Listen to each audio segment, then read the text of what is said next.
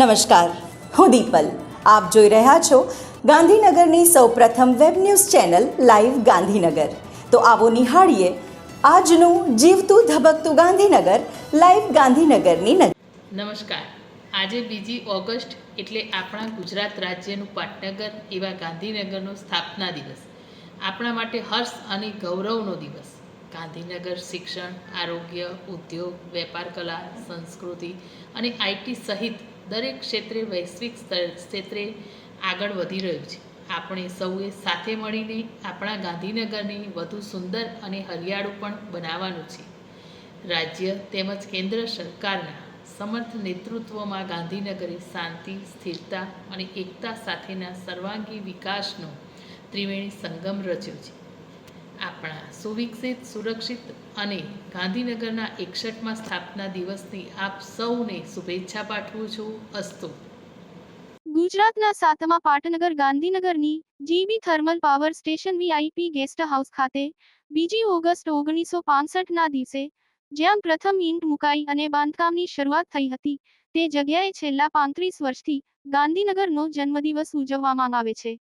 જેના ભાગરૂપે આજરોજ અરુણોદય સેવા ટ્રસ્ટ અને મહાસંઘ દ્વારા જીબી થર્મલ પાવર સ્ટેશન સહયોગથી 61મા જન્મદિવસની દબદબાભેર ઉજવણી કરવામાં આવી હતી.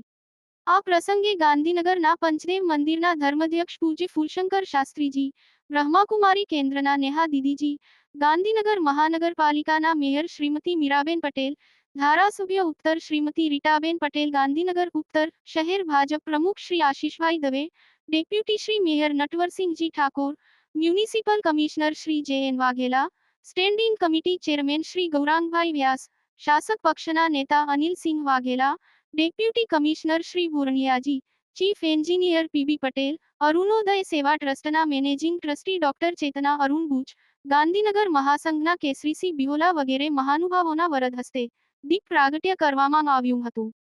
વૈદિક મંત્રોચ્ચારે કાર્યક્રમને પવિત્રતા પ્રદાન કરી હતી. ચારે દિશામાંથી શુભ વિચારો પ્રાપ્ત થાઓ, આપનું મન શુભ સંકલ્પવાળું બનો, આ નગર ઉપર ભગવાનના આશીર્વાદ ઉતરે, સૌ નગરજનો સુખી થાય, તેવી ઉદાત્ત ભાવના સાથે પ્રથમ ઈંટ તકતી પૂજન પણ પુષ્પોની વર્ષા સાથે મહાનુભાવોના વરદ હસ્તે કરવામાં આવ્યું હતું. ત્યારબાદ ઉપસ્થિત સૌ પદાધિકારીઓ અને આમંત્રિતોનું વૈદિક ખેસ અને પુસ્તક દ્વારા સહભાગી સંસ્થાના પ્રમુખશ્રીઓ દ્વારા સ્વાગત સન્માન કરવામાં આવ્યું હતું. આ પ્રસંગે સતત 35 વર્ષથી ગાંધીનગરનો જન્મદિવસ ઉજવવામાં જેમનો સિંહ ફાળો હતો અને નગરના સામાજિક પ્રવૃત્તિના ભીષ્મ પિતામહ શ્રી અરુણભાઈ બુચને પણ સજળ નેત્રે યાદ કરવામાં આવ્યા હતા. ત્યારબાદ ગેસ્ટ હાઉસના પ્રાંગણમાં જ મહાનુભાવોના દ્વારા વિશાળ પાયે વૃક્ષારોપણ કરવામાં આવ્યું હતું. જીબી યોગાનંદ શાળાના બાળકો દ્વારા ગાંધીનગર અમર રહો, Vande Mataram, clean city, green city, Bharat Mata કી જય જેવા સૂત્રો પોકારવામાં આવ્યા હતા. આ પ્રસંગે બાળકોને અરુણોદય સેવા ટ્રસ્ટ દ્વારા અલ્પાહાર, ચોકલેટ અને રાષ્ટ્રધ્વજનું વિતરણ કરવામાં આવ્યું હતું. જન્મદિવસની ઉજવણીમાં નગરજનો વિશાળ સંખ્યામાં સ્વયંભૂ રીતે ઉમટી પડ્યા હતા.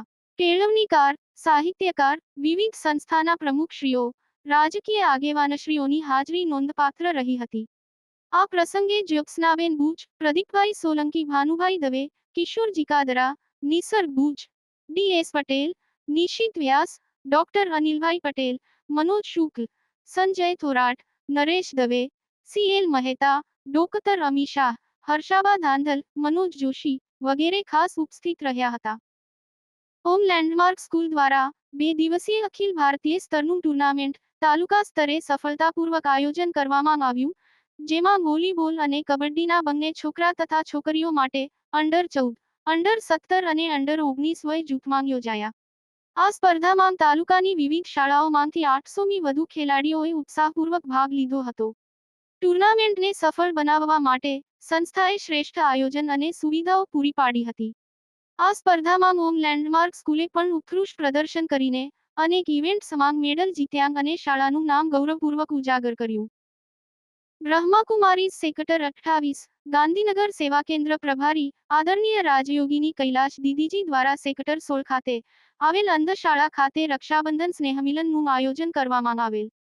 જેમાં અંધ બાળાઓ દ્વારા માળાથી દીદીનું સ્વાગત અભિવાદન બાદ આ દૃષ્ટિ બાળકો દ્વારા રજૂ કરાયેલ પ્રાર્થના અને સ્વાગત ગીત હૃદય સ્પર્શી બની રહેલ. અંધશાળા સંચાલક જયંતિભાઈની ઉપસ્થિતિમાં સૌ દૃષ્ટિબાધિત બાળકોને રક્ષાબંધનનું આધ્યાત્મિક મહત્વ સમજાવી સૌના સાચા રક્ષક પરમપિતા શિવ પરમાત્મા તરફ ઇશારો કરી તેને પ્રેમથી યાદ કરવાની વિધિથી શીખવાડવામાં આવેલ.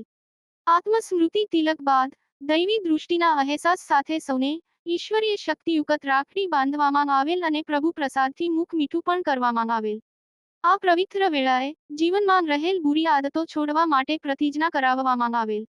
મસ્તક પર આત્મસ્મૃતિ તિલક, હાથના કાંડા પર રાખડી અને પ્રભુ પ્રસાદથી મીઠા મુખ સાથે બાળકો પોતાના અંધત્વને ભૂલી ખુશખુશાલ થઈ ગયા હતા. તો દર્શક મિત્રો, આપે અનુભવ્યો ગાંધીનગરનો ધબકાર. આપની આસપાસ બનતી આવી જ ઘટનાઓની જાણકારી અમારા સુધી પહોંચાડવા માટે સ્ક્રીન પર દર્શાવેલ નંબર પર વોટ્સએપ દ્વારા અથવા ઈમેલ આઈડી પર મેલ કરીને આપ અમારો સંપર્ક કરી શકો છો.